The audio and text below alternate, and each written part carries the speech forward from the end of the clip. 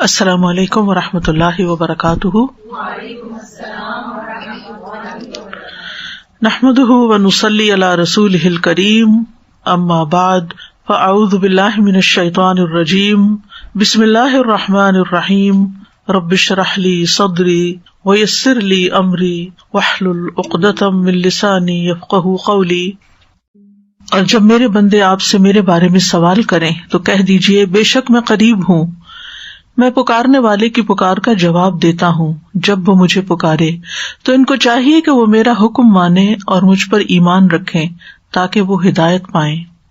سو اس سے بخشش مانگو، پھر اس کی طرف پلٹ آؤ، یقیناً میرا رب قریب ہے، قبول کرنے والا ہے۔ الحمد للہ عز واقتدر وعلا وقہر، لا ملجأ ولا ملتجأ منہ الا الیہ، ولا محید ولا مفر، احمدہ سبحانہ واشکرہ، وقد تأذن بالزیادۃ لمن شکر، واتوب الیہ واستغفرہ۔ تمام قسم کی حمد اللہ کے لیے ہے، جو طاقتور، غالب اور صاحب اقتدار ہے، جو بلند اور غالب ہے، اور اس کی پکڑ سے بچنے کی کوئی جگہ اور پناہ گاہ نہیں مگر اسی کی طرف، اور نہ ہی دور بھاگنے کی کوئی جگہ ہے اور نہ فرار ہونے کی کوئی جگہ ہے۔ یعنی اللہ سبحانہ تعالیٰ سے کوئی کہیں بھاگ کے جا نہیں سکتا مگر اسی کی طرف۔ میں اللہ سبحانہ تعالیٰ کی حمد بیان کرتا ہوں اور اس کا شکر بجا لاتا ہوں، اور اس نے اعلان فرما دیا ہے کہ جو شکر کرے گا ہم اس کو زیادہ دیں گے۔ میں اسی کی طرف توبہ کرتا ہوں اور اسی سے استغفار کرتا ہوں۔ اللہم صلی علی محمد وعلی آل محمد کما صلیت علی ابراہیم وعلی آل ابراہیم انک حمید مجید۔ اللہم بارک علی محمد وعلی آل محمد کما بارکت علی ابراہیم وعلی آل ابراہیم انک حمید مجید۔ آج ہم انشاءاللہ قبر اور دجال کے فتنے سے حفاظت کی دعائیں پڑھیں گے۔ ارشاد باری تعالیٰ ہے، النار يعرضون عليها غدوا وعشيا ويوم تقوم الساعة أدخلوا آل فرعون أشد العذاب۔ آگ ہے جس پر وہ صبح و شام پیش کیے جاتے ہیں، اور جس دن قیامت قائم ہوگی حکم ہوگا آل فرعون کو شدید ترین عذاب میں داخل کرو۔ اس آیت میں فرعون اور آل فرعون کا انجام بتایا جا رہا ہے۔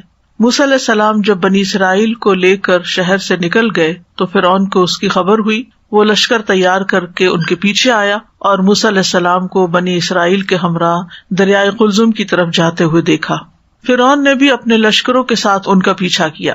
موسیٰ علیہ السلام اپنی قوم کے ساتھ سمندر میں راستہ بننے پر وہاں سے گزر گئے۔ فرعون بھی اپنے لشکر کے ساتھ سمندر میں گھس گیا۔ جب سمندر کے عین درمیان میں پہنچا تو سمندر دونوں طرف سے آ کر مل گیا، اور ان کے اول و آخر سارے کے سارے تمام لوگ ڈوب گئے۔ سارے بنی اسرائیل پار لگ گئے اور سارے فرعونی ڈوب گئے۔ سمندر میں غرق کیے جانے کے بعد اللہ تعالیٰ نے انہیں گھیرنے والے دو بدترین عذابوں میں مبتلا کیا، جس کا یہاں پر ذکر ہے۔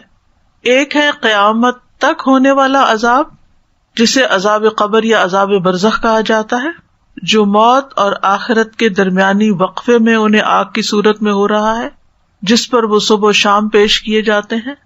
اور دوسرا عذاب قیامت کے دن شروع ہوگا۔ تو اس آیت میں ان دونوں عذابوں کا ذکر ہو رہا ہے۔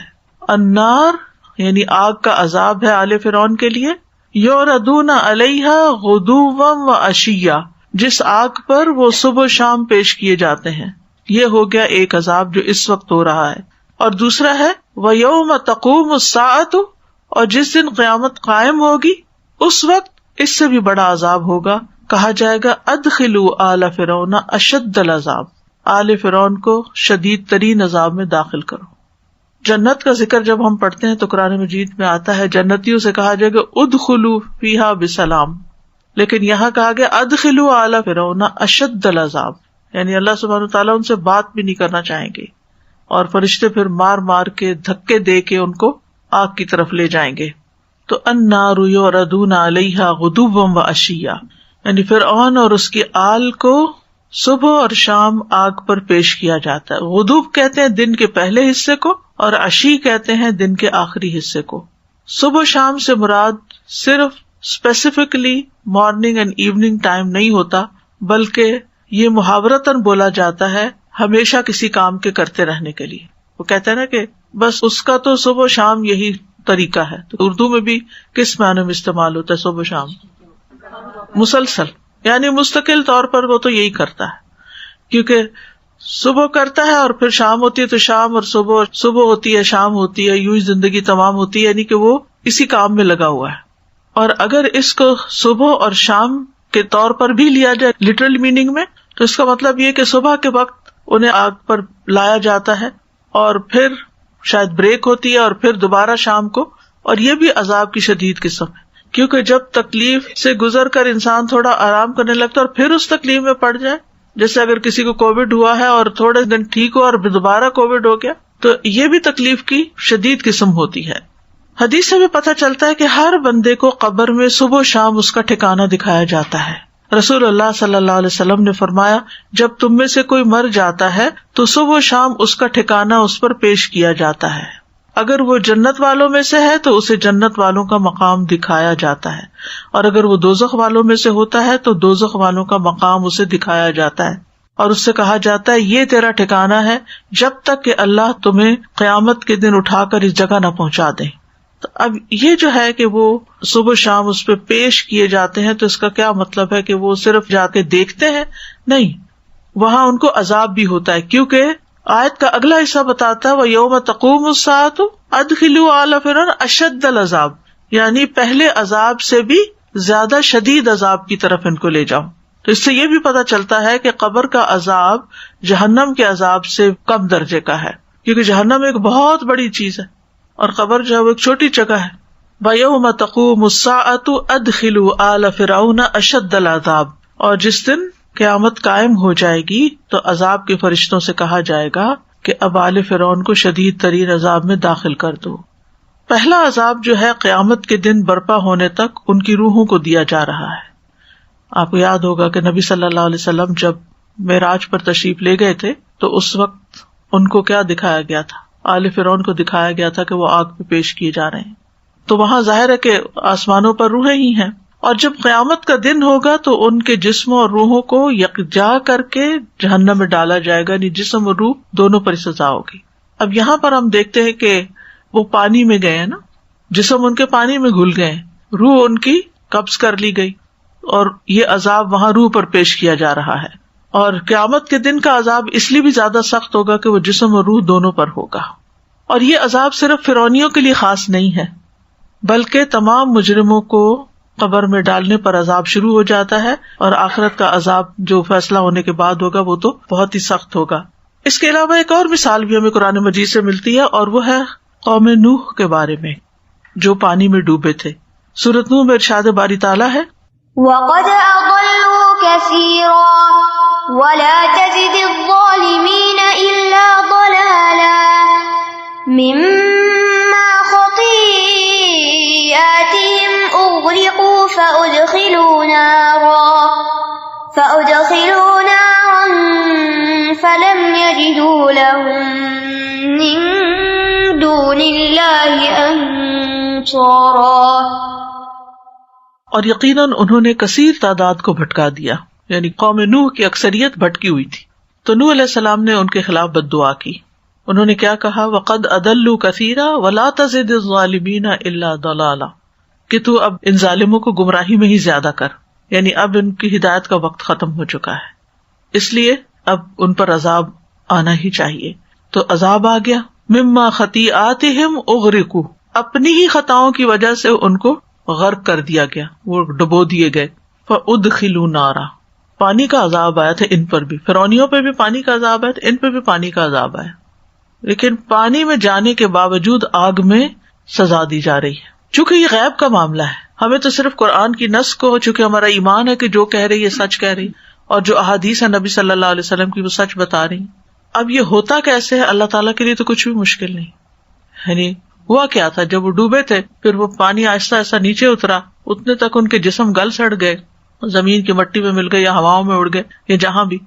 تو اگر پانی کے فرشتوں کو اللہ تعالیٰ حکم دے کہ یہاں جتنے بھی ان کے جسم کے ذرات ہیں، وہ ذرات جہاں بھی ہیں، ہمیں لگتا ہے کہ بہت بڑے جگہ پر پھیل گئے ہیں، لیکن دیکھا جائے تو وہ زمین بھی ان کے لیے قبر کا ایک گڑھا ہی بن گئی، اور سمندر بھی قبر کا گڑھا ہی بن گیا ان کے لیے. تو اللہ تعالیٰ کے لیے کچھ مشکل نہیں. اور ویسے بھی آپ دیکھیں کہ پانی کس چیز سے مل کے بنا ہوا ہے؟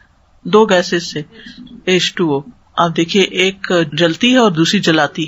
حیرت کی بات ہے نا کہ ہے پانی، لیکن جن چیزوں سے مل کے وہ بنا ہے وہ جلانے والی اور جلنے والی. یہ سارا اللہ کا بنایا ہوا ہے نا. وہ چاہے تو پانی میں جلنے کی سزا دے دے اور وہ چاہے تو کسی اور طرح دے دے. جب دنیا سے انسان چلا جاتا ہے تو پھر وہ ایک اور دنیا میں ہوتا ہے، وہاں کے معاملے اور ہیں. ہمیں یہ باتیں ہماری زبان میں سمجھائی گئی اور بعض اوقات ہم ان کو پھر دنیا سے کمپیئر کرنے لگتے ہیں کہ جی ہم نے قبر کھودی، ہمیں تو کہیں آگ نظر نہیں آئی اور ہمیں تو کہیں عذاب نظر نہیں آیا، تو یہ کیسی باتیں آپ کرتے ہیں. اس کو آپ یوں بھی سمجھ سکتے ہیں کہ مثلاً ایک شخص آپ کے ساتھ ہی سویا ہوا ہے اور وہ نیند میں چیخیں مارنے لگتا ہے، تو آپ اس کو ہلا کے پوچھتے کیا ہے تمہیں، کیا ہے تمہیں؟ تو وہ اٹھ کہتا ہے کہ میں نے دیکھا ہے کہ میرے پیچھے ایک سانپ آ رہا تھا اور مجھے کاٹنے لگا تھا، یا اس نے کاٹ لیا مثلاً، تو مجھے اس کی پین ہو رہی تھی. اب وہ جو ساتھ سویا ہوا ہے وہ اگر یہ کہے کہ تم بالکل جھوٹ کہتے ہو، یہاں تو کوئی سانپ نہیں تھا اور کہاں کاٹا ہے، تمہارا جسم بھی ٹھیک ہے، لیکن اس کو وہ جسم پر ہی محسوس ہو رہا تھا اور وہ خوف میں تھا، وہ رو رہا تھا، اس کو وہ سب نظر آ رہا تھا، لیکن ساتھ لیٹے ہوئے بندے کو نظر نہیں آ رہا تھا کچھ بھی. تو کیا آپ اس کو جھوٹا قرار دیں گے کہ نہیں تم جھوٹ کہتے ہو، یہاں کچھ بھی نہیں ہے، یہ ایگزسٹ ہی نہیں کرتا جو کچھ تم بیان کر رہے ہو؟ نہیں، وہ ایک اور دنیا میں ایگزسٹ کر رہا تھا جہاں اس کی روح تھی. مادی دنیا میں ایگزسٹ نہیں کر رہا تھا، لیکن it was there some where جہاں یہ اس کی روح تھی یا جہاں بھی یہ تھا، اور یہ سب کچھ دیکھ رہا تھا اور محسوس کر رہا تھا اور بھاگ رہا تھا اور درد سے رو رہا تھا. تو یہ سب اس کے لیے ایک حقیقت تھی، لیکن ہو کیسے رہا تھا آج تک کوئی گتھی سلجھا سکا؟ یہ خوابوں میں جو کچھ نظر آتا ہے یہ کیا ہوتا ہے؟ اتنا حیران کن ہے، یہ اتنا حیران کن ہے. اور بعض اوقات آئندہ ہونے والی بات انسان کو ایسے نظر آ رہی ہوتی ہے جیسے وہ ہو چکی ہو، اور بعض اوقات انسان نے خواب دیکھا ہوتا ہے اور پھر بعد میں دیکھتا ہے تو کہتا ہے یہ کہاں دیکھا تھا میں نے، پھر اس کو یاد آتا ہے نہیں میں نے حقیقت میں نہیں خواب میں دیکھا تھا، اور اب وہی چیز مجھے حقیقت میں بھی نظر آ رہی ہے. تو یہ جو خواب ہے نا، یہ بھی اللہ تعالیٰ کے وجود پر دلیل ہے اور اللہ تعالیٰ کی قدرت پر اور اللہ کے خالق ہونے پر. تو بہرحال آل فرعون کو تو آگ کے عذاب میں ڈالا گیا غرق کر کے. یہاں قوم نوح کے ساتھ بھی یہی ہوا. فلم یجدوا لهم من دون اللہ انصارا، پھر انہوں نے اپنے لیے اللہ کے سوا کوئی مددگار نہ پایا. وہاں کون سنتا ہے، کون مدد کر سکتا ہے؟ کرنا بھی کوئی چاہے. اب اگر آپ مثلا سوئے ہوئے بندے کو یہ کہے کہ وہ جو خواب تم نے دیکھا تھا میں مارتی ہوں اس سانپ کو، کہاں سے ماریں گے آپ؟ کچھ نہیں کر سکتے. تو جس پہ بیتے وہی جانے. تو ان دونوں آیات سے یہ بات پتہ چلتی ہے کہ عذاب قبر جو ہے یا قیامت کے آنے سے پہلے کا عذاب برحق ہے. اسے آپ عذاب قبر کہیں، اسے آپ عذاب برزخ کہیں، اسے آپ کچھ بھی نام دیں، لیکن وہ برحق ہے. حدیث میں اس کو عذاب قبر بتایا گیا ہے. حضرت عائشہ سے روایت ہے ایک یہودی عورت ان کے پاس آئی، اس نے عذاب قبر کا ذکر کیا اور کہا اللہ آپ کو عذاب قبر سے محفوظ رکھے. اس پر حضرت عائشہ نے رسول اللہ صلی اللہ علیہ وسلم سے عذاب قبر کے بارے میں دریافت کیا. آپ نے کہا ہاں عذاب قبر برحق ہے. حضرت عائشہ کہتی ہیں پھر میں نے کبھی ایسا نہیں دیکھا کہ رسول اللہ صلی اللہ علیہ وسلم نے کوئی نماز پڑھی ہو اور اس میں عذاب قبر سے اللہ کی پناہ نہ مانگی ہو. خود رسول اللہ صلی اللہ علیہ وسلم پناہ مانگتے تھے ہر نماز کے بعد، اور وہ دعا سب کو آتی ہوگی اللہم انی اعوذ بک من عذاب القبر واعوذ بک من عذاب جہنم آخر تک. انشاءاللہ آج یہی دعا ہے ہماری، آگے جا کے ہم اس کی وضاحت کریں گے. تو بذریعہ وحی قبر کی آزمائش کے حق ہونے کی خبر ملتی ہے انسان کو، اس لیے ہمارا ایمان ہے وحی پر اور ہم اس کو حق مانتے ہیں، حق ہی جانتے ہیں.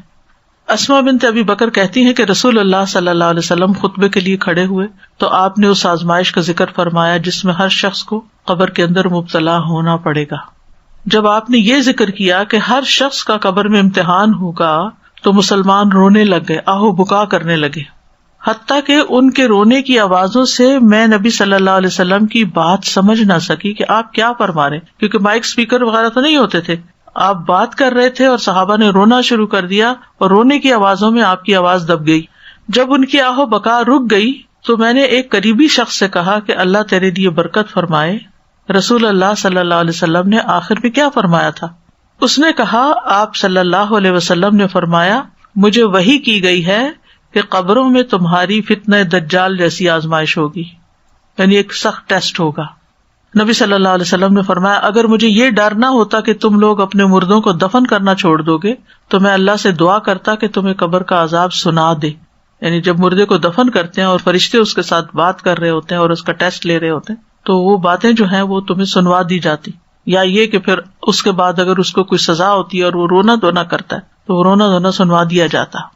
ابن مسعود کہتے ہیں بے شک مردوں کو ان کی قبروں میں عذاب دیا جاتا ہے یہاں تک کہ جانور ان کی آوازیں سنتے ہیں. یعنی انسان وہ فریکوینسی ایسی ہوتی ہے کہ انسان نہیں سن سکتے لیکن اور مخلوقات سن سکتی ہیں. ایک اور آیت بھی ہمیں عذاب قبر کے بارے میں اشارہ دیتی ہے. یہ سورۃ الانعام کی آیت ہے 93.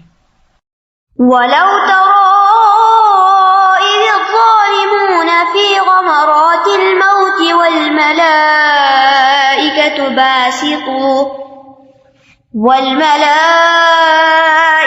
بَاسِطُو أَيْدِيهِمْ أَخْرِجُوا أَنفُسَكُمْ الْيَوْمَ تُجْزَوْنَ عَذَابَ الْهُونِ بِمَا كُنتُمْ تَقُولُونَ عَلَى اللَّهِ غَيْرَ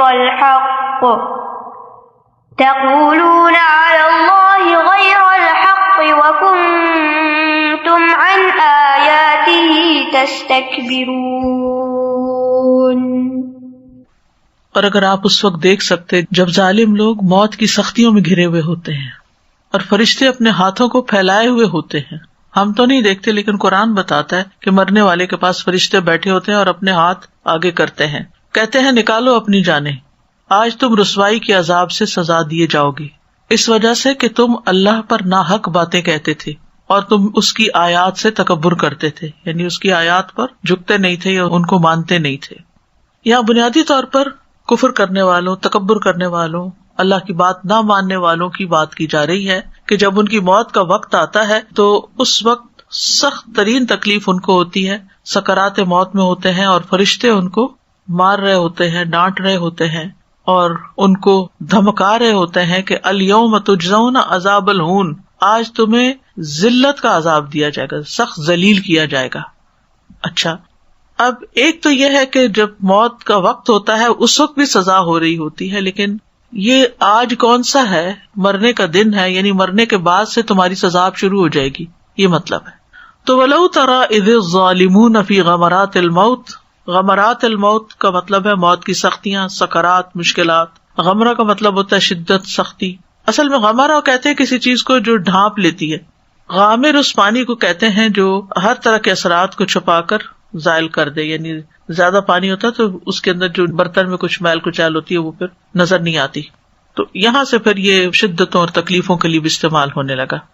تو یہاں پر کہا جا رہا ہے کہ اے انسان, اگر تم دیکھو ان لوگوں کو جو موت کی غشیوں میں ہوتے ہیں اور ان کے اوپر جو تکلیف گزر رہی ہوتی ہے تو دیکھ کے انسان کا جسم لرز جائے. والملائکۃ باسطوا ایدیہم, اس وقت فرشتے اپنے ہاتھ لمبے کیے ہوئے ہوتے ہیں. یعنی فرشتے جو ہیں اس وقت غصے میں ہوتے ہیں اور غصے میں بول رہے ہوتے ہیں اور اللہ کے عذاب کی خبر سنا رہے ہوتے ہیں ان کو. سورۃ انفال میں آتا ہے وَلَوْ تَرَىٰ إِذْ يَتَوَفَّى الَّذِينَ كَفَرُوا الْمَلَائِكَةُ يَضْرِبُونَ وُجُوهَهُمْ وَأَدْبَارَهُمْ, اور کاش آپ دیکھیں جبکہ فرشتے ان لوگوں کو فوت کرتے ہیں جنہوں نے کفر کیا, وہ ان کے چہروں اور پیٹھوں پہ مارتے ہیں. ہمیں تو نظر نہیں آتا مرنے والے کو جو مار پڑ رہی ہوتی, لیکن قرآن بتاتا ہے کہ ایسے ظالموں کی موت جب آتی ہے تو فرشتے ان کو مارتے ہیں. یعنی غصہ بھی کرتے ہیں, مارتے بھی ہیں اور برے عذاب کی خبر بھی دیتے ہیں ان کو, اور ڈانٹ کے کہتے ہیں اخرجوا انفسکم, نکالو اپنی جانیں, یعنی روح کو اپنے جسم سے نکال کے ہمارے حوالے کرو. الیوم تجزون عذاب الہون, آج تمہیں بری طرح رسوا کیا جائے گا. اور یہاں الیوم سے مراد پھر قبر کے عذاب کی طرف اشارہ ہے, یعنی آج تمہارے عذاب قبر کی ابتدا ہو جائے گی. تو علماء یہ کہتے ہیں کہ اس آیت میں واضح طور پر عذاب قبر کی طرف اشارہ ہے, کیونکہ قیامت تو جب اللہ چاہے گا قائم ہوگی. تو دنیا اور قیامت کے درمیان یہ برزخ کا جو وقفہ ہے, اس میں انسان جہاں پر بھی ہو اس کا جسم, اس کی روح, اس کے اوپر عذاب ہوتا ہے. کیوں یہاں ان کو سزا دی گئی؟ بما کنتم تقولون علی اللہ غیر الحق, کیونکہ تم اللہ کے بارے میں ناحق باتیں کہتے تھے اور اس کی آیات سے تم تکبر کرتے تھے. یعنی اللہ پہ جھوٹ باندھتے تھے, اللہ تعالیٰ کی صحیح پہچان ہی نہیں تھی, اللہ تعالیٰ پر اعتراضات کیا کرتے تھے. اس بات سے بہت ڈرنا چاہیے. یہ قابل مواخذہ چیز ہے کہ انسان اللہ تعالیٰ کے کسی فیصلے کو ظالمانہ فیصلہ کہے, نعوذ باللہ, یا اللہ تعالیٰ کے بارے میں ناحق بات کرے کہ اللہ نے بیٹا بنا لیا یا اللہ نے کوئی شریک بنا لیا اپنا، ایسی کوئی بھی چیز نہیں ہے. اور دوسرا یہ کہ آیات کے مقابلے میں اپنی عقل، اپنی رائے، اپنی لاجک کو پیش کرنا اور آیات کو حقیر سمجھنا اور احکامات کو مصیبت سمجھنا. اللہ تعالیٰ کی بات اگر ہماری سمجھ میں نہیں آتی تو تکبر تو نہ کرے نا کہ ہماری سمجھ بہت بڑی ہے اور ہم جو کہہ رہے ہیں وہ زیادہ بہتر ہے. یعنی اپنی آراء کو آیات کے ساتھ ٹکرائے مت، یعنی آیات کو اس طرح مت سوچے کہ یہ بات یوں کہی گئی ہے اور آج کے دور میں نہیں ہو سکتی اور یہ تو بہت مشکل ہے، ایسا کچھ نہ کہیں. تو اس آیت سے بھی پتہ چلتا ہے کہ عذاب قبر برحق ہے، اور کافر کو جب عذاب کی خوشخبری دی جاتی ہے تو وہ اللہ تعالیٰ سے ملاقات نہیں کرنا چاہتا. اور حدیث میں آتا ہے کہ اس وقت کوئی چیز اس کے دل میں اس سے زیادہ ناگوار نہیں ہوتی جو اس کے آگے ہوتی ہے، اور اللہ سے جا ملنے کو ناپسند کرتا ہے، تو اللہ تعالیٰ بھی اس سے نہیں ملنا چاہتا. تیسری آیت جو ہمیں برزخ کی زندگی کے بارے میں خبر دیتی ہے قرآن مجید میں، وہ سورۃ البقرہ کی آیت ہے، وَلَا تَقُولُوا لِمَن يُقْتَلُ فِي سَبِيلِ اللَّهِ أَمْوَاتٌ بَلْ أَحْيَاءٌ وَلَكِن لَّا تَشْعُرُونَ. اور جو لوگ اللہ کی راہ میں مارے جائیں انہیں مردہ نہ کہو بلکہ وہ زندہ ہیں لیکن تم شعور نہیں رکھتے. یہ آیت شہدائے بدر کے بارے میں نازل ہوئی تھی. ان کی فضیلت بیان کی گئی کہ انہوں نے کس طرح اللہ کے راستے میں اپنی جان دی، اب وہ اللہ کے ہاں رزق پا رہے ہیں. اور یہ برزخی زندگی کی طرف اشارہ ہے. یہاں احیاء ان سے مراد دنیا کی زندگی نہیں ہے. اگر دنیا میں وہ زندہ ہوتے تو پھر قبر میں نہ ڈالے جاتے، اسی لکھا وَلَٰكِن لَّا تَشْعُرُونَ. اور ویسے بھی اصل زندگی تو آخرت کی زندگی ہے نا، لیکن وہ اس دنیا کی زندگی سے مختلف ہے. کیونکہ جو لوگ آخرت کو نہیں مانتے ان کے نزدیک تو بس انسان مرا اور اس کا جسم ختم، مٹی بنا اور قصہ تمام ہوا. لیکن حقیقت یہ ہے کہ مرنے کے بعد انسان مر نہیں جاتا بلکہ اس کی روح جسم سے نکل کے الگ ہو کے ایک اور مقام پہ چلی جاتی ہے اور وہاں وہ شعور رکھتی ہے. تو وَلَا تَقُولُوا لِمَن يُقْتَلُ فِي سَبِيلِ اللَّهِ أَمْوَاتٌ، اللہ کی راہ میں مرنے والوں کو مردہ نہ کہو. جہاں کفار کا انجام بتایا گیا کہ ان کو مرنے کے بعد سزا ملتی ہے، وہاں اللہ کے راستے میں جان دینے والوں کا اچھا انجام بھی بتایا گیا کہ کس طرح ان کے لیے خوشخبری ہے اور کس طرح ان کو زندگی ملتی ہے. تو یہاں پر شہید کو مردہ نہ کہا جائے، یہ بات کہی جا رہی ہے. تو اگر کوئی کہے کہ مردہ کیوں نہ کہیں، وہ تو مر چکے ہیں، تو مطلب یہ ہے کہ اس سینس میں تو مر چکے ہیں کہ ان کا جسم اور روح الگ ہو چکے ہیں، ان کے جسم سے روح نکل چکی ہے. کیونکہ اگر وہ روح جسم کے اندر ہوتی تو پھر وہ مٹی کے اندر نہیں دبائے جا سکتے تھے. جب تک روح جسم کے اندر ہوتی ہے، چاہے کتنے ہی دن لگ جائیں انسان کو ہسپتال میں یا گھر میں ڈیتھ بیڈ پر، اس کو اٹھا کے قبر میں کوئی نہیں ڈال کے آتا جب تک کہ پوری نکل نہیں جاتی. لیکن روح کا نکلنا جسمانی موت ہے، ادروائز روح کے اوپر ڈیتھ نہیں آتی. ایک روح جو ایک دفعہ پیدا ہو گئی ہے نا، بس وہ پیدا ہی ہو گئی ہے، اب اس نے مرنا نہیں ہے. روح نہیں مرتی. روح اس دنیا میں آنے سے پہلے بھی زندہ تھی. آدم علیہ السلام کی پشت سے جب اللہ تعالیٰ نے آدم کی اولاد کو نکالا تو وہ روحیں اس وقت پیدا ہو چکی تھی اور ان کو خاص جگہ پر رکھا گیا، اور دنیا میں باری باری اللہ تعالیٰ انسانوں کو جسم دیتا اور اس میں وہ روحیں آتی جا رہی ہیں. اور پھر جب یہاں اپنا ٹائم پورا کر لیں گے تو پھر یہاں سے جسم اور روح الگ ہو جائے گی. جسم مٹی میں چلا جائے گا کیونکہ یہ بنتا بھی مٹی سے ہی ہے، یعنی خوراک ہماری زمین سے آتی ہے، اور روح جو ہے وہ جہاں سے آتی ہے وہیں واپس لوٹ جائے گی. اچھے لوگوں کی روحیں، اچھی روحوں کو اچھی جگہ رکھا جائے گا اور بری روحوں کو قید خانے میں رکھا جائے گا. کچھ علیین میں ہوگی اور کچھ سجین میں ہوگی. بل احیاء ولکن لا تشعرون، بلکہ وہ زندہ ہے لیکن تم شعور نہیں رکھتے. یعنی برزخ کی زندگی کی کیفیت کو ہم نہیں سمجھتے، سمجھ ہی نہیں سکتے. اور وہاں انسان کو اس طرح ہر چیز نہیں چاہیے ہوتی جیسے دنیا میں چاہیے. آپ دیکھیں نا، جب ہم جسم اور روح کے ساتھ زندہ ہیں تو پھر ہمیں بہت کچھ چاہیے ہوتا ہے. آپ کبھی اپنے گھر کے صرف کچن کے اندر رکھی ہوئی چیزوں کو گنے، کاؤنٹ کریں، صرف کاؤنٹ کریں تو آپ حیران ہو جائیں گے کہ اتنی چیزیں میری ضرورت کی ہیں. کیونکہ اگر آپ کو یہ کہا جائے نا ان میں سے یہ چیز نکال دو، پھینک دو یا دے دو کسی کو، تو آپ کیا کریں گے؟ یہ تو میری ضرورت کی، یہ بھی میرے کام کا. ایک چھوٹی سی چمچ بھی آپ نہیں پھینکتے کہ نہیں کسی وقت اس کی بھی ضرورت ہوتی ہے الگ، بلکہ ضرورت سے زیادہ بھی رکھتے ہیں. پھر اپنے بیڈ روم میں چلے جائیے، اپنے واش روم میں چلے جائیے، ہر جگہ آپ کی ضرورت کی چیزیں بھری ہوئی ہیں. تو جب روح جسم کے اندر ہوتی ہے نا تو بے شمار ضرورتیں ہوتی ہیں اس کی، لیکن جب روح جسم سے نکل جاتی ہے تو اس کی ضرورتیں ختم ہو جاتی ہیں. نہ جسم کی پھر ضرورت رہتی ہے، نہ روح کو ضرورت رہتی ہے. روح اپنے انجام کو پہنچ جاتی ہے جہاں یا اس کے لیے روح و ریحان و جنت و نعیم ہے یا پھر اس کے لیے آگ کا گڑھا ہے. تو یہاں قبر کی نعمتوں کا ذکر کیا گیا، یعنی برزخ کی زندگی کی نعمتوں کا ذکر کیا گیا کہ وہاں آرام بھی ہے اور عذاب بھی ہے. ایک بڑی اہم بات اس آیت سے پتہ چلتی ہے کہ جو شخص اللہ کے راستے میں اپنی کوئی محبوب چیز دے دیتا ہے اس کا اجر بھی اتنا ہی بڑا ہوتا ہے. جب کوئی پیاری چیز انسان اللہ کے راستے میں دیتا ہے، اور ہمیں اپنی پیاری چیزوں میں سب سے زیادہ پیاری چیز اپنی جان ہے، وہ ہم نہیں دے سکتے کسی، لیکن اللہ کی خاطر بڑے لوگوں نے اپنی جان بھی دی ہے. یہ کوئی معمولی کام نہیں ہوتا، تو ان کے لیے پھر اتنا ہی بڑا اجر سنایا گیا. کیونکہ مردہ لفظ جو ہے نا ایک نیگیٹو ورڈ ہے نا، ایک تکلیف دہ. مردہ ہی نہ کہو، وہ زندہ ہے، لیکن زندگی تمہارے والی زندگی نہیں، وہ ایک اور زندگی ہے، آخرت کی زندگی. وَإِنَّ دَارَ الْآخِرَةِ لَهِيَ الْحَيَوَانُ، آخرت کا گھر ہی دراصل اصل زندگی ہے.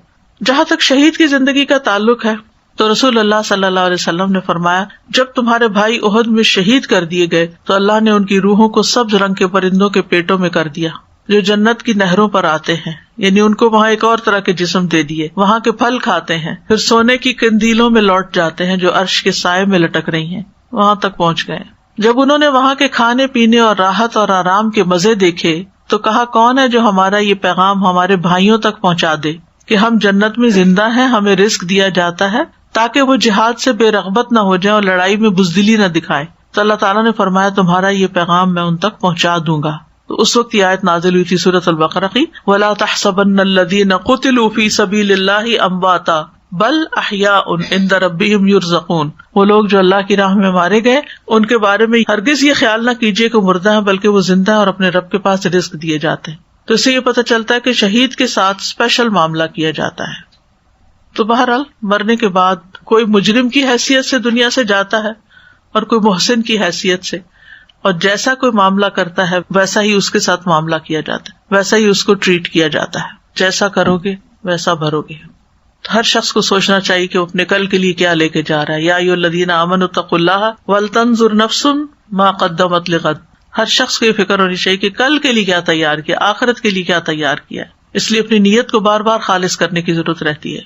بہرحال قبر کی زندگی ایک حقیقی زندگی ہے، حقیقت پر مبنی ہے، اور قبر آخرت کی منزلوں میں سے پہلی منزل ہے. یعنی آخرت کا سفر موت کے بعد قبر سے شروع ہوتا ہے، پہلا مرحلہ ہے. رسول اللہ صلی اللہ علیہ وسلم نے فرمایا، قبر آخرت کی پہلی منزل ہے، اگر وہاں نجات مل گئی اس کے بعد کے سارے مراحل آسان ہو جائیں گے، اور اگر وہاں نجات نہ ملی تو اس کے بعد کے سارے مرحلے مشکل ہوں گے، اگلے جتنے بھی سٹیپس ہیں جنت تک پہنچنے کے. پھر آپ نے فرمایا، اللہ کی قسم میں نے جتنے بھی منظر دیکھے ہیں قبر کا منظر ان سب سے ہولناک ہے. نبی صلی اللہ علیہ وسلم نے فرمایا، قبر کو ایک مرتبہ بھینچا جاتا ہے، اگر کوئی شخص اس سے بچ سکتا تو سعد بن معاذ ہوتے. اب دیکھیں کہ ہم دنیا میں آنے سے پہلے ہماری روح کہاں تھی ہمیں کچھ پتا نہیں، ایسی جگہ رکھا گیا جہاں ہمیں شعور نہیں تھا. پھر ماں کے پیٹ میں آئے، ہمیں کچھ شعور نہیں تھا، چھوٹی سی جگہ قبر سے بھی تنگ، لیکن چونکہ شعور نہیں تھا تو اس لیے یاد ہی کچھ نہیں کہ وہاں کیا کیا، کوئی تنگی یاد نہیں، شعور نہیں تھا. لیکن ایک دفعہ جب ہم دنیا میں آ گئے تو شعور کا سفر شروع ہو گیا، اور پھر دنیا کی رنگا رنگی اور زیب و زینت اور بہت مزے مزے کی چیزیں، اس میں ہمارا دل لگ گیا. یعنی پہلے تو اندھیرے سے روشنی میں آئے تھے نا، اب اس پلانٹ سے جب زمین کے اندر جائیں گے تو اندھیرا ہوگا. تکلیف کے بعد نعمت دیکھے تو انسان خوش ہوتا ہے، لیکن نعمت کے بعد تکلیف دیکھے بہت بڑی تکلیف ہوتی ہے. اسی لیے جو لوگ دنیا میں زیادہ دل لگا بیٹھتے ہیں اور دنیا کی محبت میں زیادہ گرفتار ہوتے ہیں اور ہر وقت صرف خواہشات کے پیچھے دوڑ رہے ہوتے ہیں کہ بس انجوائے کر لیں کسی طرح، اور انجوائے کرنے کی چیزوں کو اتنا زیادہ فوکس میں رکھتے ہیں اور اتنی اہمیت دیتے ہیں کہ اپنی جان مال ہر چیز اس پہ قربان کیے رکھتے ہیں، چاہے وہ کھانے پہننے کا معاملہ ہو، چاہے وہ شادی بیاہ کا معاملہ ہو. سب سے زیادہ ہماری جو توجہ ہوتی ہے یا شوق ہے ہمارے، وہ دنیا کی زیب و زینت ہے، تھوڑی ہے یا زیادہ فوکس اس کی طرف ہوتا ہے. اب خود سوچیں کہ جب ایک انسان اس رونق اور اس زیب و زینت کو چھوڑ کے جاتا ہے، یہ تو ایسے ہی ہے نا کہ جیسے کسی کو امریکہ سے نکال کے پاکستان کے کسی دور دراز گاؤں میں بھیج دیں، اس کے لیے رہنا بہت مشکل ہوگا. لیکن کچھ ایسے لوگ بھی ہوتے ہیں جو واقعی یہ رونقیں چھوڑ کے وہاں جاتے ہیں اور غریبوں کی مدد کرتے ہیں اور غریبوں کے ساتھ رہتے ہیں، اور ان کو مشکل نہیں لگتا کیونکہ انہوں نے ان رونقوں سے دل نہیں لگایا ہوتا. تو جتنا آپ دنیا میں زیادہ گھستے چلے جائیں گے اور دنیا کی رونقوں اور زینتوں میں زیادہ وقت لگائیں گے، قبر اتنی ہی وحشت ناک لگے گی، اتنا ہی زیادہ پریشانی کا معاملہ ہوگا، کیونکہ آپ سب کچھ چھوڑا ہے، اپنے دوست چھوڑا ہے، بہن بھائی رشتے دار عزیز سب چھوڑا ہے دنیا میں، مال و متاع چھوڑا ہے، گرم نرم بستر چھوڑا ہے، کپڑے چھوڑا ہے، مزے مزے کے کھانے پینے ہر چیز چھوڑا ہے. اب یہاں تو وہ سب کچھ نہیں ہے، وہاں تو وہی ملے گا جو عمل ساتھ لے کر آئے، عمل کی کرنسی ساتھ ہوگی، اس کے مطابق جو آپ ڈیزرو کرتے ہوں گے وہی مل جائے گا. تو بہرحال قبر اندھیری جگہ ہے. رسول اللہ صلی اللہ علیہ وسلم نے فرمایا یہ قبریں اپنے رہنے والوں پر اندھیرے سے بھری ہوئی ہیں، ٹوٹل ڈارکنیس ہے. اللہ ان کو میری نماز کی وجہ سے روشن کر دے گا، یعنی میری دعا کی وجہ سے. صلاۃ کا لفظ ہے لیکن یہ دعا کے معنوں میں استعمال ہے، یعنی آپ دعا کرتے تھے. اور جیسا کہ پیچھے بھی ہم نے پڑھا کہ کوئی نماز ایسی نہیں ہوتی تھی جس میں آپ عذاب قبر سے پناہ نہ مانگے. پھر یہ بھی یاد رکھیے کہ قبر میں انسان کی عقل کو لوٹایا جاتا، ہوش و حواس بحال کیے جاتے ہیں. ایک تو نا کہ کسی اندھیری کوٹڑی میں آپ ہیں اور آپ سوئے ہوئے ہیں تو کیا فرق پڑتا ہے آپ کہاں ہیں، لیکن اگر آپ کی آنکھ کھل جائے اور آپ اٹھ کے دیکھیں تو وہ پھر تکلیف دہ ہے. عبداللہ بن عمر کہتے ہیں ایک مرتبہ رسول اللہ صلی اللہ علیہ وسلم نے قبروں میں امتحان لینے والے فرشتوں کا تذکرہ کیا. عمر رضی اللہ عنہ کہنے لگے اے اللہ کے رسول، کیا اس وقت ہماری عقل لوٹا دی جائے گی؟ آپ نے فرمایا ہاں بالکل آج کی طرح سننے بولنے دیکھنے والے ہوگے قبر کے اندر. اسی لیے ہم دیکھتے کہ صحابہ قبر سے بہت خوف کھاتے تھے. خاص طور پر حضرت عثمان کے بارے میں آتا ہے کہ جب کسی قبر کے پاس رکتے تو بہت روتے تھے. ہم بھی بعض اوقات قبرستان جاتے ہیں، یہ گزرتے ہیں، لیکن ہمارے تو کوئی آنسو نہیں آتے، کیونکہ ہمیں پتہ ہی نہیں. جو جاہل انسان ہوتا ہے یا بے شعور انسان ہوتا ہے اس کو تو ڈر نہیں لگتا، اس کے اندر وہ خشیت نہیں ہوتی. صحابہ میں سے عمرو بن العاص کہتے ہیں جب میرا انتقال ہو جائے تو میرے جنازے کے ساتھ نہ کوئی رونے والی ہو، یعنی کوئی عورت نہ جائے، نہ آگ ہو، کیونکہ وہاں وہ لوگ کینڈل یعنی آگ لے کے جاتے تھے. اور اب بھی آپ دیکھیں کہ مارننگ کے لیے کینڈل جلائی جاتی ہیں. جب تم مجھے دفن کر دو تو مجھ پر مٹی ڈال دینا، اس کے بعد میری قبر کے ارد گرد اتنی دیر ٹھہرنا جتنی دیر میں اونٹ ذبح کر کے اس کا گوشت تقسیم کیا جاتا ہے، تاکہ تمہارے قرب سے کہ میرے آل اولاد ہے اوپر باہر مجھے انس رہے اور میں دیکھ لوں کہ میں اپنے رب کے فرشتوں کو کیا جواب دیتا ہوں. حضرت عائشہ فرماتی ہے میں نے عرض کیا اے اللہ کے رسول صلی اللہ علیہ وسلم، یہ امت اپنی قبروں میں آزمائی جاتی ہے تو میرا کیا حال ہوگا، میں تو ایک کمزور عورت ہوں. آپ نے فرمایا اللہ تعالیٰ ان لوگوں کو جو ایمان لائے ہیں قول ثابت کے ساتھ دنیا کی زندگی میں اور آخرت میں ثابت قدم رکھتا ہے. یعنی جو لوگ ایمان لاتے ہیں اللہ تعالیٰ ان کو لا الہ الا اللہ کی وجہ سے قبر کے اندر جما کے رکھے گا، وہ جواب دے پائیں گے. جتنا جس کا ایمان مضبوط ہوگا اتنی اس کے لیے آگے آسانی ہوگی. اب قبر میں دفنانے کے بعد 3 سوال پوچھے جائیں گے. اس پر ایک کتاب بھی ہے قبر کے 3 سوال، اور اس میں میں نے ساری یہ احادیث اکٹھی کروا دی تھی کہ ایک ہی جگہ پر بیٹھ کر انسان سارا کچھ دیکھ لے، پڑھ لے اور اس کو ریفرنس بھی سارے مل جائیں. اسی طرح مردہ جو ہے وہ قبر میں باہر والوں کی پاؤں کی آواز بھی سن رہا ہوتا ہے. برا بن عازب کہتے ہیں کہ ہم رسول اللہ صلی اللہ علیہ وسلم کے ساتھ ایک انصاری کے جنازے میں گئے. ہم قبر کے پاس پہنچے تو ابھی لحد تیار نہیں تھی. لحد کہتے ہیں بغلی قبر کو، گڑھا کھود کے پھر سائڈ سے کھودا جاتا ہے. تو رسول اللہ صلی اللہ علیہ وسلم بیٹھ گئے اور ہم بھی آپ کے ارد گرد بیٹھ گئے. گویا ہمارے سروں پہ پرندے بیٹھے ہوئے، اتنی چپ ہو گئی سب.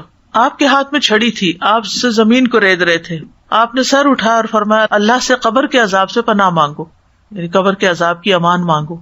آپ نے 2 یا 3 بار یہی بات فرمائی اور فرمایا جب لوگ واپس جاتے ہیں یعنی میت کو دفنا کر تو میت ان کے قدموں کی آہٹ سن رہی ہوتی ہے، جبکہ اس سے پوچھا جا رہا ہوتا ہے کہ اے فلاں تیرا رب کون ہے، تیرا دین کیا ہے، تیرا نبی کون ہے. یعنی جب قبر میں لٹا کے قبر بند کر دی جاتی تو فرشتے آ کے اٹھا کے بٹھاتے ہیں. اب ہو سکتا ہے کہ آپ پوچھیں کہ بھئی وہاں تو مٹی اس کے اوپر تک ہوتی ہے تو وہ بیٹھتا کہاں ہے، اس کی جگہ کہاں ہے. یہ تو اللہ ہی جانتا ہے نا کہ اس کی کیفیت کیا ہوگی. ہم کیفیت نہیں بتا سکتے، لیکن چونکہ یہ بات احادیث میں بیان ہوئی ہے اس لیے ہمارا اس پر ایمان ہے. تو وہ جواب دیتا ہے جو مومن ہوتا ہے ربی اللہ دینی الاسلام، اور نبی صلی اللہ علیہ وسلم کے بارے میں کہتے ہوا رسول اللہ صلی اللہ علیہ وسلم. پھر وہ کہتے ہیں تجھے کیسے علم ہوا؟ وہ کہتا ہے میں نے اللہ کی کتاب پڑھی اور اس پر ایمان لایا اور اس کی تصدیق کی. یہ کتاب قبر میں بھی فائدہ دے گی. ابھی تعلیم القرآن شروع ہو رہا ہے نا، تو لوگ پوچھتے ہیں کیا فائدہ ہوگا اس کو پڑھ کے. تو قبر ایک حقیقت ہے اور یقینی چیز ہے جہاں ہم نے جانا ہے، تو یہ کتاب وہاں بھی فائدہ دے گی.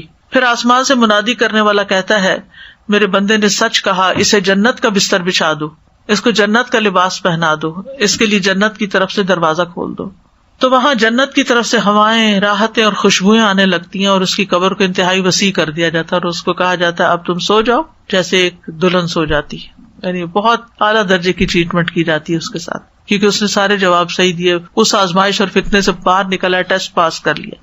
اس کے بعد کافر کا اور منافق کا ذکر کیا گیا، اس سے بھی یہ سوال ہوتے ہیں لیکن وہ جواب نہیں دے پاتا، وہ کہتا ہاں لا ادری، مجھے نہیں پتا، ان تینوں سوالوں کا جواب ہی دیتا ہے۔ تو کہا جاتا ہے اس نے جھوٹ کہا، اس کے لیے آگ کا بستر بچھاؤ، آگ کا لباس پہناؤ اور اس کے لیے دوزخ کی طرف دروازہ کھول دو۔ پھر اسے سخت تپش اور گرم ہوا آنے لگتی ہے، قبر تنگ کر دی جاتی ہے، اس کی پسلیاں ایک طرف سے دوسری طرف گھس جاتی ہیں۔ پھر ایک اندھا گنگا فرشتہ اس میں مقرر کر دیا جاتا ہے جس کے پاس لوہے کا بھاری گرز ہوتا ہے، اگر وہ پہاڑ پہ بھی مار دیا جائے تو پہاڑ بھی مٹی مٹی ہو جائے۔ پھر وہ اس کے ساتھ اس کو ایسی چوٹ مارتا ہے جس کی آواز جنوں اور انسانوں کے علاوہ مشرق اور مغرب کے درمیان ساری مخلوق سنتی ہے۔ پھر وہ مٹی ہو جاتا ہے، پھر دوبارہ اس میں روح لوٹائی جاتی ہے اور پھر دوبارہ وہ زندہ ہوتا ہے اور پھر مارا جاتا ہے، اور یہی عذاب اس کو قیامت تک ہوتا رہے گا۔ اللہ تعالیٰ بچا کے رکھے۔ قبر میں عذاب کے علاوہ نعمتیں بھی ہیں۔ مومن کو موت کے وقت اللہ کی رضامندی اور عزت ملنے کی خوشخبری دی جاتی ہے۔ مومن کے لیے قبر روشن اور وسیع ہو جاتی ہے، سبزے سے بھر دی جاتی، یعنی گرینری اس کو پھر نظر آتی ہے۔ نیک اعمال اس کی قبر کی تنہائی کو دور کر دیتے ہیں، یعنی ویسے تو قبر میں اکیلے ہوتا ہے انسان، لیکن نیک اعمال جو ہیں وہ اس کی تنہائی دور کر دیتے ہیں وہاں۔ مسند احمد میں آتا ہے قبر میں مومن کے پاس خوبصورت لباس، انتہائی عمدہ خوشبو والا ایک آدمی آتا ہے، کہتا ہے ابشر بالذی یسرک ھذا یومک الذی کنت توعد، اس چیز کی خوشخبری پاؤ جو تمہیں خوش کرے گی، یہ وہی دن ہے جس کا تم کو وعدہ دیا جاتا تھا۔ وہ پوچھتا ہے تم کون ہو، تمہارا چہرہ ہی خیر کا پتہ دیتا ہے۔ وہ کہتا ہے انا عملک الصالح، میں تمہارا نیک عمل ہوں۔ اس پر وہ کہتا ہے رب قیامت جلدی قائم کر دے تاکہ میں اپنے گھر والوں اور مال میں واپس لوٹوں۔ اس سے بھی پتہ چلتا ہے نا کہ اگر دنیا میں انسان اکیلے ہونے سے گھبراتا نہیں ہے، اللہ کے ذکر میں اس کا دل لگ جاتا ہے، وہ اچھی باتوں میں، کچھ سیکھنے میں، کچھ سکھانے میں، تو قبر کی تنہائی بھی پھر اس کو نہیں کاٹے گی انشاءاللہ، کیونکہ اس نے دنیا میں اپنے لیے انف اعمال اکٹھے کر لیے جو اس کے ساتھی بنے۔ پھر اس کے لیے جنت کی طرف سے دروازہ کھولا جاتا ہے، اس کی خوشی اور سرور میں اضافہ ہو جاتا ہے۔ پھر اسی طرح کچھ لوگوں کو رزق بھی دیا جاتا ہے۔ رسول اللہ صلی اللہ علیہ وسلم قبر کے گڑھے کے کنارے ایک مرتبہ بیٹھ گئے ایک انصاری کے جنازے میں، قبر کھودنے والے کو تلقین کرنے لگے سر کی جانب سے کھلا کرو قبر کو، اور دونوں پاؤں کی طرف سے بھی اس کو کھلا کر دو، اس کے لیے جنت میں انگور کے بہت سے خوشے، تو اعمال ہی کا بدلہ ہے نا۔ اسی طرح مومن جب اپنی قبر کی کشادگی کو دیکھتا ہے اور اس کو تو اتنا کچھ مل گیا، اس کی قبر باغ بن گئی، تو وہ کہتا ہے مجھے چھوڑو، میں گھر والوں کو خوشخبری سنا دوں کہ میں ٹھیک ہوں بالکل، لیکن اسے اجازت نہیں ملتی اور کہا جاتا ہے تم آرام سے یہاں رہو، کیونکہ اللہ تعالیٰ نے یہ حقیقتیں غیب میں رکھی، ہمیں نہیں پتا ان کی حقیقت کیا ہے۔ اور مومن کو تو سلا دیا جاتا ہے وہاں، آرام کرو، اب دنیا میں بہت کام کر لیا۔ نبی صلی اللہ علیہ وسلم نے فرمایا قبر میں 70 گز فراخی کر دی جاتی ہے، پھر اس کے لیے اس میں روشنی کر دی جاتی ہے، پھر اسے کہا جاتا ہے سو جاؤ، تو وہ کہتا ہے میں اپنے گھر والوں کی طرف لوٹ جاؤں تاکہ میں انہیں خبر دوں، تو وہ دونوں فرشتے کہتے ہیں اس دلہن کی طرح سو جاؤ جسے کوئی نہیں جگاتا مگر وہ جو اس کو سب سے زیادہ پیارا ہوتا ہے، یہاں تک کہ اللہ اسے اس کی خوابگاہ سے اٹھائے گا، یعنی اللہ تعالیٰ ہی اب اس کو اٹھائے گا، اب واپسی کا کوئی راستہ نہیں۔ لیکن برے انسان جو ہیں ان کی بہت شامت آئے گی اور وہ کوئی فریاد کو نہیں پہنچے گا جن کے پاس نیک عمل نہ ہو۔ حتیٰ کہ جب انسان کا جنازہ جا رہا ہوتا ہے نا، تو برا انسان جو ہوتا ہے اس وقت بھی رو رہا ہوتا ہے اور کہہ رہا ہوتا ہے کہ مجھے کدھر لے کے جا رہے ہو، کیونکہ اس کو پہلے سے بتا دیا جاتا ہے کہ تمہارا انجام اچھا نہیں ہے، ہائے بربادی، تم اسے کہاں لے جا رہے ہو۔ اور یہ آواز بھی انسان کے علاوہ باقی مخلوق سن رہی ہوتی ہے، اگر انسان سن لے تو بے ہوش ہو جائے، برداشت نہ کر سکے۔ اور برے انسان کے پاس جو اس کے اعمال ہیں، بدصورت گندے کپڑوں والا ایک آدمی آتا ہے۔ آپ دیکھیں کہ اگر آپ کے ساتھ بھی کوئی بیٹھ جائے نا جو نہایا نہ ہو یا اس کے کپڑے گندے ہوں، یا کوئی کچن سے نکل کر آیا ہو بغیر کپڑے چینج کیے، یا پسینے میں ہو کوئی، کیسا دل گھبراتا ہے، انسان بیٹھ نہیں سکتا وہاں۔ تو یہ قبر میں اس کا ساتھی بن جاتا ہے جو برے اعمال کرنے والا، جھوٹ، غیبت، چگلی، فتنہ فساد، دوسروں کو اذیت دینا، یہ ساری چیزیں وہاں پھر اس کے لیے اذیت کا باعث بن جائیں گی۔ نبی صلی اللہ علیہ وسلم نے فرمایا کیا تم جانتے ہو کہ یہ آیت فَإِنَّ لَهُ مَعِيشَةً ضَنْكَ وَنَحْشُرُهُ يَوْمَ الْقِيَامَةِ أَعْمَىٰ، یہ کس کے بارے میں نازل ہوئی؟ تمہیں معلوم ہے کہ تنگ حالی کیا ہے؟ انہوں نے عرض کیا اللہ اور اس کا رسول ہی بہتر جانتے ہیں۔ آپ نے فرمایا کافر کا اس کی قبر میں عذاب سے دوچار ہونا ہے، اس ذات کی قسم جس کے ہاتھ میں میری جان ہے، اس پر 99 سانپ مسلط کر دیے جاتے ہیں۔ تو قبر میں کیڑے مکوڑے اور سانپ بھی ہوتے ہیں۔ کچھ لوگ عذاب قبر سے محفوظ رہیں گے، جیسے شہید ہونے والا، سورۃ الملک پڑھنے والا، پیٹ کے مرض میں فوت ہونے والا، سرحدوں کی حفاظت کرنے والا، جمعہ کے دن یا رات کو فوت ہونے والا، جمعہ کی رات ایک دن پہلے آتی ہے جمعے سے اور مغرب کے ساتھ شروع ہو جاتی. تو اس کے برعکس عذاب قبر پانے والے جو ہیں اس میں کفر اور نفاق والے لوگ ہیں، مشرک. نبی صلی اللہ علیہ وسلم اپنے گدھے پہ سوار ہو کر بنو نجار کے باغ میں جا رہے تھے. زید بن ثابت کہتے ہیں ہم بھی آپ کے ساتھ تھے کہ اچانک وہ گدھا بدک گیا، قریب تھا کہ آپ کو نیچے گرا دے، ایک دم رسی توڑا کے آگے بھاگا. دیکھا تو وہاں 5-6 قبریں تھیں. آپ نے فرمایا کہ کیا ان قبر والوں کو کوئی جانتا ہے یہ کس کی قبریں تھیں یہاں؟ ایک آدمی نے کہا میں جانتا ہوں. آپ نے فرمایا یہ لوگ کب مرے ہیں؟ اس نے کہا یہ لوگ شرک کی حالت میں مرے ہیں. آپ نے فرمایا ان لوگوں کو قبروں میں عذاب ہو رہا ہے. استغفر اللہ. پھر اسی طرح چغل خور اور پیشاب کی چھینٹوں سے نہ بچنے والا، اس کے لیے بھی عذاب قبر. ابن عباس کہتے ہیں کہ نبی صلی اللہ علیہ وسلم 2 قبروں کے پاس سے گزرے. آپ نے فرمایا ان دونوں قبروں کو عذاب دیا جا رہا ہے اور کسی بڑی بات پر نہیں. پھر آپ نے فرمایا کیوں نہیں؟ بڑی ہی بات ہے. ان میں سے ایک شخص تو چغل خوری کرتا تھا اور دوسرا پیشاب سے بچنے کے لیے احتیاط نہیں کرتا تھا. آپ نے یہ بھی فرمایا قبر کا زیادہ تر عذاب پیشاب کی وجہ سے ہوتا ہے، بس تم پیشاب کی چھینٹوں سے بچا کرو، یعنی اپنی طہارت کا اہتمام کیا. چغل خوری کیا ہوتی ہے، کوئی بتائے گا آپ میں سے؟ ادھر کی بات ادھر. چغل خوری ہوتی ہے کہ کسی کی شکایت لگانا، خاص طور پہ ایسی باتیں کرنا کہ جس سے فساد پیدا ہو، 2 بندوں کی لڑائی اور فساد کے لیے. میں یہ پوچھ رہی تھی کہ اگر جیسے کوئی کسی کی اصلاح کے لیے ہمیں بتائے کہ کوئی کسی کی اصلاح کر سکتا ہے، تو ہم اس کی اصلاح کے لیے اگر ہم کوئی اس طرح کی بات کرتے ہیں تو کیا وہ بھی چغل خوری میں آئے گی؟ کسی سے کسی کی اصلاح ہو رہی ہو. چغل خوری فساد کے لیے ہوتی ہے، لڑانے کے لیے 2 دوستوں کو. مثلاً اگر 2 لوگوں کے آپس میں بہت اچھے ٹرمز ہیں، ہسبینڈ وائف کی ہیں، ہسبینڈ وائف کے بیچ میں ہی اگر بہت اچھی بنی ہوئی ہے تو دوسروں کو کھلتی ہے یہ بات، اور اس حسد کی بنا پر وہ سوچتے ہیں کہ کیوں نہ ان کے درمیان لڑائی ڈلوائی جائے، تو وہ کوئی نہ کوئی بات بنا کے وہ مچا دیتے. تمہیں پتہ تمہاری بیوی تمہارے بارے میں کیا کہتی ہے، اور بیوی کو تمہیں پتہ تمہارا شوہر باہر کیا کرتا ہے، اور اس طرح کی باتیں کر کے ان کے درمیان پھوٹ ڈلوا دے، انسان لڑائی ڈلوا دے. ایک ہوتا ہے صرف غیبت. وہ غیبت کیا ہوتی ہے؟ وہ کسی تھرڈ پارٹی کی بات ادھر سے ادھر کوئی ساتھ جھوٹ بنا کے لگا، اس میں مقصد یہ نہیں ہوتا کہ لڑائی پڑے، وہ ویسے ہی عادت ہوتی ہے لوگوں کی دوسروں کی برائیاں چننا اور آگے پھیلانا. لیکن جہاں یہ نیت ہو نا کہ ان دونوں کے درمیان پھوٹ پڑ جائے، وہ اصلاح کے لیے نہیں ہوتی، وہ فساد کے لیے ہوتی ہے. فساد کے لیے کی گئی بات چغل خوری ہوتی ہے. اصلاح تو ڈائریکٹ ہی کرنی چاہیے. بہت سی خرابیوں سے انسان بچ جاتا ہے اگر انسان ادھر کی بات ادھر کی ادھر سے وہ گھما پھرا کے پتہ نہیں کس طرح جس کے ساتھ معاملہ ہے اس کے ساتھ ڈائریکٹ بات کر لی جائے، اور اللہ سے دعا کیا کرے کہ اللہ تعالیٰ مجھے جرأت عطا کر کہ میں جس کے اندر کوئی خرابی دیکھوں اسی کو بتاؤں بجائے اس کے کہ کسی اور کو بتاؤں. ٹھیک ہے نا؟ اس سے بہت ساری مشکلات سے انسان بچ جاتا ہے.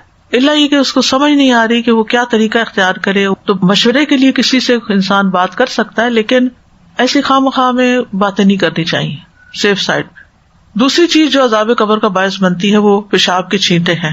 پیشاب کی چھینٹوں سے بچنا چاہیے، اور اس کے لیے استنجا بھی کرنا چاہیے، کیونکہ کچھ لوگ صرف ٹشو صاف کر کے اٹھ جاتے ہیں تو پیشاب جسم کو لگا رہ جاتا ہے، تو وہ کافی نہیں ہے. پھر اسی طرح خیانت کرنے والا جو ہے، استغفر اللہ، یعنی اللہ کے مال میں سے کچھ چیز چرا لینا. نبی صلی اللہ علیہ وسلم کا ایک غلام تھا، مدعم اس کا نام تھا. جب خیبر فتح ہوا تو بہت سے مال غنیمت میں باغات تھے اور گائے، اونٹ اور اس طرح کی چیزیں جو زرعی زمینیں وغیرہ تھی. تو لوگ نبی صلی اللہ علیہ وسلم کے ساتھ واپس لوٹے وادی القریٰ کی طرف، تو آپ کا غلام ساتھ تھا. تو اس دوران جب نبی صلی اللہ علیہ وسلم کا کجاوا اتار رہا تھا وہ، تو ایک تیر آ کے اس کو لگا. تو لوگوں نے کہا شہادت مبارک ہو اس کو. آپ نے فرمایا ہرگز نہیں، اس ذات کی قسم جس کے ہاتھ میں میری جان ہے، جو چادر اس نے خیبر کے دن تقسیم ہونے سے پہلے مال غنیمت سے چرائی تھی وہ اس پہ آگ کا شعلہ بن کے بھڑک رہی ہے. یہ بات سن کے ایک آدمی 2 تسمے لے کے نبی صلی اللہ علیہ وسلم کی خدمت میں حاضر ہو گیا. کہنے لگا یہ چیز میں نے اٹھائی تھی. آپ نے فرمایا یہ بھی آگ کا 1 یا 2 تسمے بنتے ہیں. تو اللہ کے مال کی حفاظت بھی کرنی چاہیے اور اس میں سے کچھ چرانا نہیں چاہیے. پھر جھوٹ بولنے والا، نبی صلی اللہ علیہ وسلم کو خواب میں دکھایا گیا تھا کہ ایک شخص کی باچھ چیری جا رہی تھی، کیونکہ وہ بہت ہی جھوٹا تھا. ایک جھوٹی بات کرتا، اس سے وہ جھوٹ نقل کیا جاتا، یہاں تک کہ دنیا کے کونے کونے میں پہنچ جاتا. قیامت تک اس کو یہ سزا ملتی رہے گی. پہلے زمانے میں تو یہ جھوٹ کونے کونے تک پہنچانا بڑا مشکل تھا، لیکن آج آپ ایک جھوٹی بات کر دیں، استغفر اللہ، اور وہ اس طرح پھیلتی ہے جنگل کی آگ کی طرح. تو اس لیے بہت احتیاط کی ضرورت ہے. غلط بیانی نہیں کرنی چاہیے، خاص طور پہ سوشل میڈیا پر. باقاعدہ لوگ ویڈیو بنانے بیٹھ جاتے ہیں، جھوٹی خبریں کل میرا ایک پروگرام تھا ریڈیو اسٹیشن پر، تو بعد میں بات چیت ہو رہی تھی، تو میں ان سے ایسے اپنی انفارمیشن کے لیے پوچھ رہی تھی کہ آپ لوگ خبریں کہاں سے لیتے ہیں. تو انہوں نے بتایا کہ ہم نے واشنگٹن پوسٹ کی سبسکرپشن لی ہوئی ہے، فلاں فلاں جگہ کی، لیکن ہم فلاں کنٹری سے کوئی خبر نہیں لیتے، کیونکہ وہاں پر اکثر خبریں فیبریکیٹڈ ہوتی، جھوٹ ہوتی. ایک جھوٹ عام 1 on 1 کسی کے ساتھ جھوٹ بولنا ہے وہ بھی غلط ہے، لیکن ایک جھوٹ پوری قوم کے ساتھ بولنا اور پھر اس کا خبروں میں اخباروں میں چھپ جانا اور بندے بندے کا پڑھنا یا ٹیلی ویژن پہ نشر ہونا، افسوس کے ساتھ یہ مسلمانوں کا کردار ہو گیا آج. یعنی دوسرے کے بارے میں جھوٹا پروپیگنڈا شروع کر دے بغیر تحقیق کے باتیں آگے پہنچانا. اس میں تو بہت کم لوگوں کو میں نے دیکھا ہے جو بچے ہوئے ہیں. اچھا بعض اوقات کیا ہوتا ہے کہ اوپر ٹائٹل کچھ اور دیا ہوتا ہے صرف یعنی لوگوں کے اٹینشن گریب کرنے کے لیے، اور نیچے بالکل کچھ اور ہوتا ہے. تو یہ بھی ایک جھوٹی دعوت ہے نا، یعنی جھوٹ بولا آپ نے، یہ جو آپ اوپر کہہ رہے ہیں غلط بیانی کی اندر کیا ہے. پھر اسی طرح بے جا باتیں کرنے والا.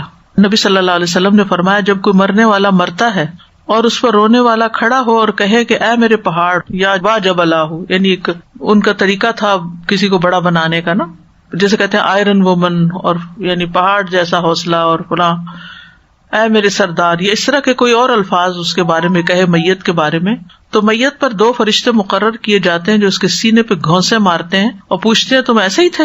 جھوٹی تعریفیں بھی نہیں کرنی چاہیے. یہ جو ہم پڑھتے ہیں نا کہ میت کے بارے میں اچھی تعریف کرو تاکہ گواہی اچھی ہو، تو جھوٹی بھی نہ کرو، جو وہ نہیں ہے وہ بھی نہ کرو، کیونکہ اس کو ثواب نہیں ملنا، الٹا اس کو سزا ملنی ہے.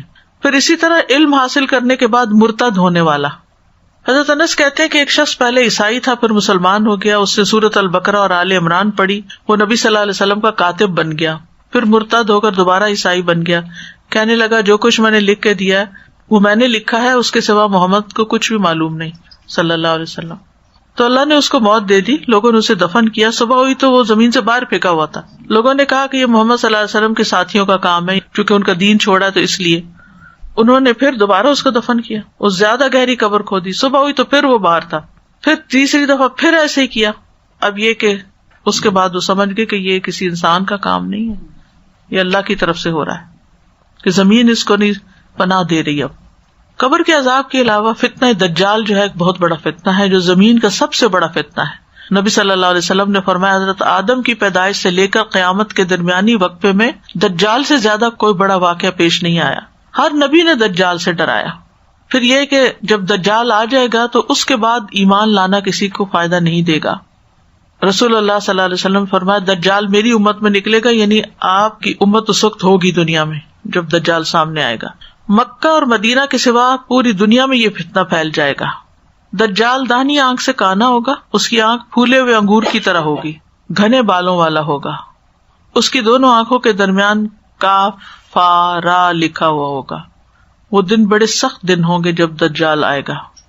حضرت عائشہ کہتی ہیں کہ ایک مرتبہ رسول اللہ صلی اللہ علیہ وسلم نے خروج دجال کے موقع پر پیش آنے والی تکالیف کا ذکر کیا. میں نے پوچھا اے اللہ کے رسول اس دن اہل عرب کہاں ہوں گے؟ فرمایا اے عائشہ اس زمانے میں اہل عرب بہت تھوڑے ہوں گے. میں نے پوچھا ایمان والوں کا کھانا کیا ہوگا؟ فرمایا جو فرشتوں کا ہوتا ہے، تسبیح، تکبیر، تحمید، تحلیل، یعنی سبحان اللہ والحمد للہ ولا الہ الا اللہ واللہ اکبر.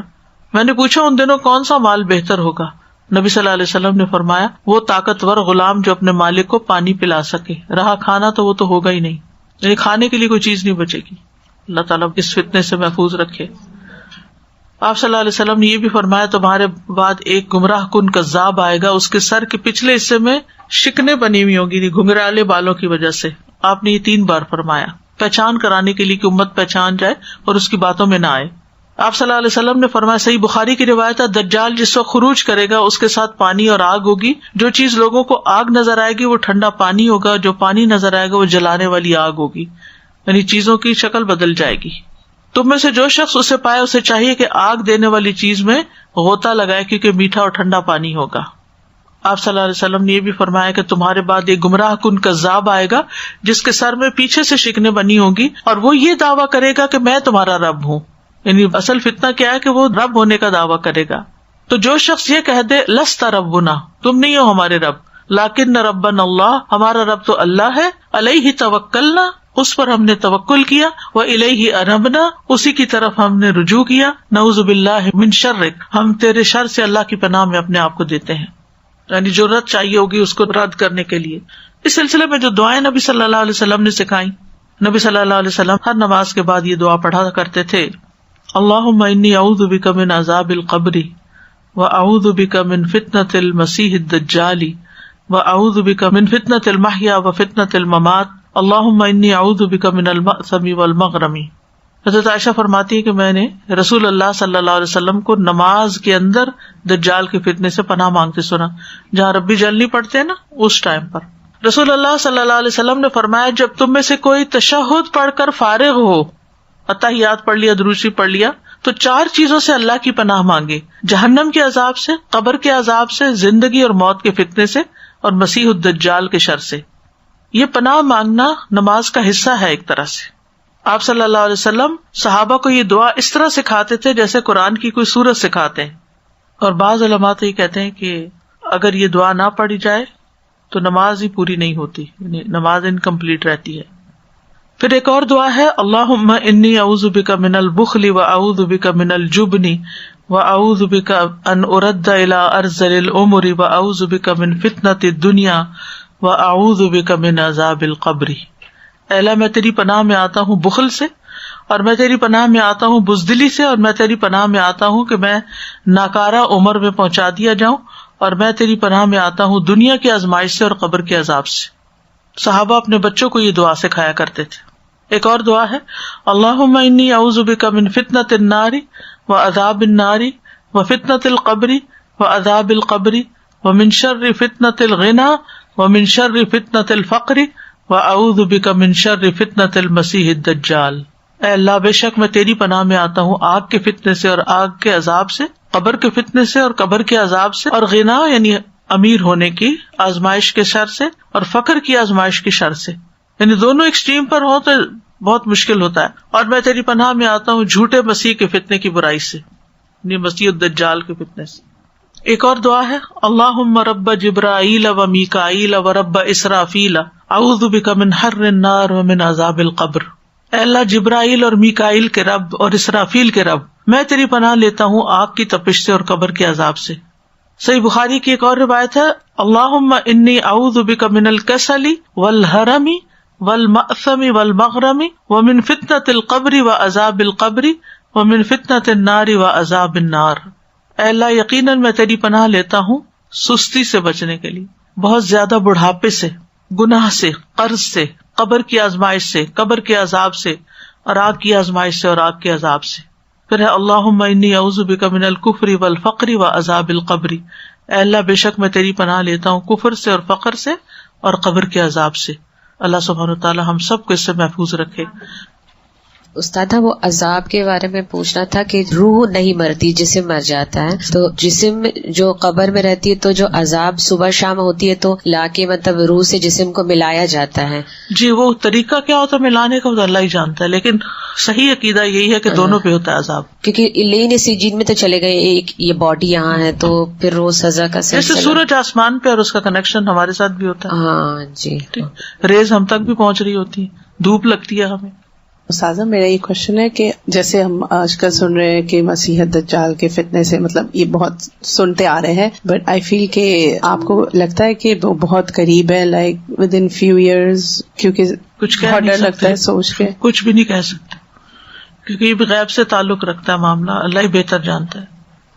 تازہ میرا ایک سوال تھا کہ جیسے کوئی مکمل تو خدا کی ذات ہے، جیسے ہمیں معلوم ہے ہم غلطیاں بھی کرتے ہیں، جیسے کوئی ایک خوبی کسی میں ہے، لائک ہر چیز تو ہر ایک میں نہیں ہو سکتی، جیسے کوئی قرض نہیں لیتا کبھی بھی یا قرض ادا کر دیتا ہے، یا ایک آدمی ہے کہ جو بری عادات کا مالک ہو لیکن اس میں دوسری خوبیاں بہت زیادہ ہیں، تو اس کو کیسے تو اللہ تعالیٰ ہی پھر فیصلہ کرے گا کہ کیا چیز زیادہ ویٹ رکھتی ہے، اور جو چیز چھوڑی ہے وہ کتنی امپورٹنٹ تھی جو اس نے چھوڑ دی. مطلب ایک شخص ہے جو اپنے ماں باپ کی، بہن بھائیوں کے حقوق العباد کی بے پناہ حفاظت کرتا ہے، اپنی رسپانسبلٹیز، لیکن آن دی ادر سائڈ اس کے اندر کچھ خامیاں بھی ہیں جو کہ دور نہیں کرنا چاہتا. بس انسان کو توبہ تو کرتے ہی رہنا چاہیے، کیونکہ بعض اوقات ایک بات انسان کی پکڑ کا باعث ہو سکتی ہے، اور بعض اوقات اللہ تعالیٰ بڑے بڑے گناہ معاف کر دیتا ہے. ایٹ دا سیم ٹائم جیسے وہ کسی کو بھی تکلیف نہیں پہنچاتا اپنی کسی بھی جیسچر سے یا کسی سے بھی، بس اس معاملہ تو اللہ تعالیٰ کے ہاتھ میں ہے. وہ بار بار آتا ہے نا، یغفر لمن یشاء ویعذب من یشاء، جس کو چاہے گا معاف کر دے گا، جس کو چاہے گا سزا دے گا. استاذہ جب آپ بتا رہے تھے نا کہ ضروری نہیں کہ آگ نظر ہی آئے اور پھر ہی عذاب ہو رہا ہو، اور تو اس سے مجھے یاد آ رہا تھا کہ جل ویسے بھی سکتا ہے آگ کے بغیر بھی، جیسے اسٹیم ہوتی ہے تو ہم جب پانی گرم کرتے ہیں اور کیٹل سے نکل رہا ہوتا ہے، تھوڑے دنوں پہلے مجھے یہ اسٹیم لگی تو ود ان سیکنڈز یعنی اسکن برن ہو گئی، اور نہ آگ تھی نہ کچھ تھا، تو I was feeling microwave میں بھی. تو اس طرح سے اسٹیم جو ہے وہ نظر نہیں آتی کہ یہ آگ ہے یا فلیم ہے، جس سے ہم سن برن جو ہوتا ہے، پھر سن برن ہوتا ہے، اور پھر وہ برن بھی اتنا ہوتا ہے کہ اس وقت برداشت نہیں ہو رہا ہوتا. تو یہ کیسے برداشت کر سکیں گے؟ یہ جو اللہ، ہم سب کو اپنی اصلاح کی بہت ضرورت ہے. ہم کسی دھوکے میں نہ رہ جائیں کہ ہم سب ٹھیک کر رہے ہیں، ڈرتے رہنا چاہیے اللہ سے. سادہ جی سوال ہے آن لائن، جی کہہ رہے ہیں کہ برزخ کے لوگ کیا ہمیں دیکھ سکتے ہیں؟ نہیں، برزخ کا لفظ ہے ہی پردے سے، ہمارے اور ان کے بیچ میں ایک آڑ ہے. نہ ہم ان کو دیکھ سکتے ہیں نہ وہ ہمیں دیکھ سکتے. وہ نہیں آتا کہ وہ لوٹ کے جانا چاہے گا تو اس کو کہہ رہے نہیں. ہاں، خواب میں ہم ان کو دیکھ لیتے ہیں، ہمیں نہیں پتا کہ وہ ہمیں دیکھ سکتے کہ نہیں. کیونکہ ایک اور حدیث سے یہ پتا چلتا ہے کہ جب کوئی فوت ہو کے جاتا ہے دنیا سے تو جو نیک ہوتا ہے وہ نیک لوگوں سے جا کے ملتا ہے، تو وہ پوچھتے ہیں فلاں کدھر ہے، فلاں کا کیا حال ہے؟ تو وہ کہتا ہے وہ تو مجھ سے پہلے آ چکا ہے یہاں. تو کہتے یہاں نہیں پہنچا، کہ نہیں یہاں تو نہیں آیا. تو پھر وہ پریشان ہو جاتا ہے کہ وہ پھر سجین میں چلا گیا ہے، اس کی روح دوسری طرف بھیج دی گئی ہے قید خانے میں. دوسرا سوال یہی تھا کہ کیا مرنے کے بعد لوگ برزخ میں ایک دوسرے سے ملیں گے؟ ہاں جی ملیں گے. جو نیک لوگ ہوں گے وہ تو خوشیوں کے ساتھ ملیں گے، اور جو برے ہوں گے وہ پھر منہ ہی چھپائیں گے. یعنی روح ہماری کہاں ہوتی ہے یہ ہمیں بھی نہیں پتا نا. یسألونک عن الروح قل الروح من امر ربی وما اوتیت من العلم الا قلیلا. لوگ آپ سے روح کے بارے میں پوچھتے ہیں، کہہ دیجئے روح میرے رب کا امر ہے، حکم ہے، اور تم علم میں سے بہت کم دیے گئے. یعنی روح کے بارے میں ہمیں نہیں پتا ہوتا کہ جب ہمارے جسم سے رات کو سوتے وقت نکلتی ہے تو وہ کہاں جا کے ملتی ہے، یہ نہیں سمجھ آتی، یہ بتایا نہیں گیا. بعض اوقات تو اتنے ایکوریٹ وہ بات کر رہے ہوتے ہیں، جیسے اس دن کلاس میں بھی بات ہو رہی تھی کہ وہ انسٹرکشن دیتے ہیں باقاعدہ. کچھ لوگ اپنے قرض کی ادائیگی کا بتاتے ہیں، کچھ کسی چیز کی، حتیٰ کہ کسی نے مجھے یہ بتایا کہ ان کی کوئی چیز ان کو نہیں مل رہی تھی تو انہیں کو پتا تھی، تو انہوں نے خواب میں آ کے بتایا کہ فلاں جگہ ہے. آج کے لیے اتنا ہی کافی ہے. وآخر دعوانا ان الحمد للہ رب العالمین. سبحانک اللہم وبحمدک، اشہد ان لا الہ الا انت، استغفرک و اتوب الیک. السلام علیکم و رحمۃ اللہ وبرکاتہ.